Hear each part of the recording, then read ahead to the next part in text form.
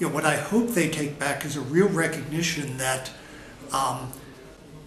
pricing is not something that you can do as an afterthought to the rest of a marketing strategy. It's an integrated part of the marketing strategy.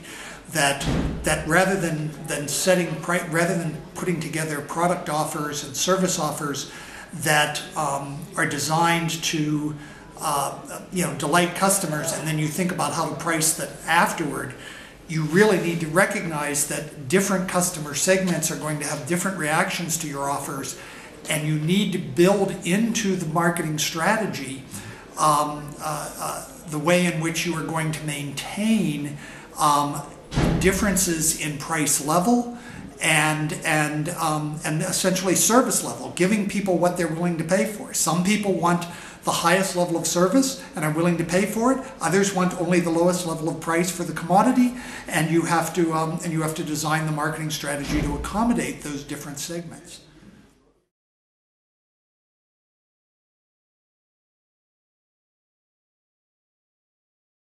The first one is to really understand your customers by segment, not and a particular kind of segment, not geographic segments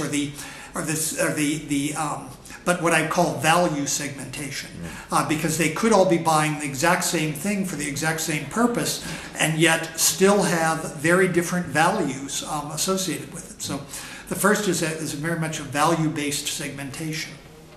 Then the second thing that you need to have is fences between the segments. How are you going to keep the higher priced customers paying the prices that when other customers are getting lower prices? You can't just do it by negotiating one customer deal after another.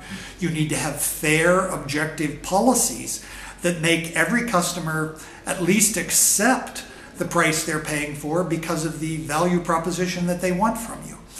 And then I think the third of those is just then you really need to understand in a quantified way what the value is that you are delivering to that particular segment for that particular package. Like in the case of a business-to-business sale in particular, how does buying from you as opposed to someone else differentially impact the customer's cost of doing business or the revenues that they can earn in their business?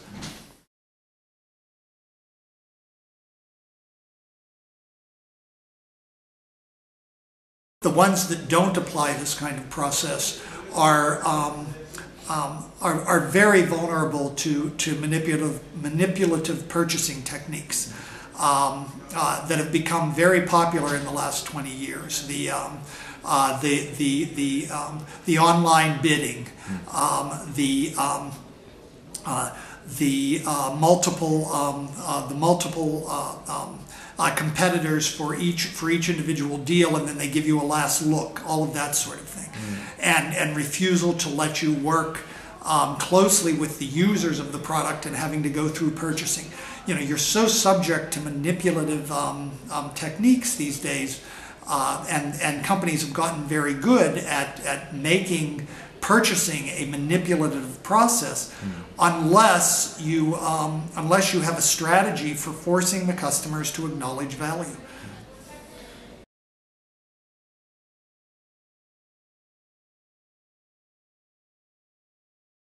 It really depends very much on how frequent is the purchasing cycle within, so in a market where you're selling to the customers every month, I think in less than a year you could make this kind of transition.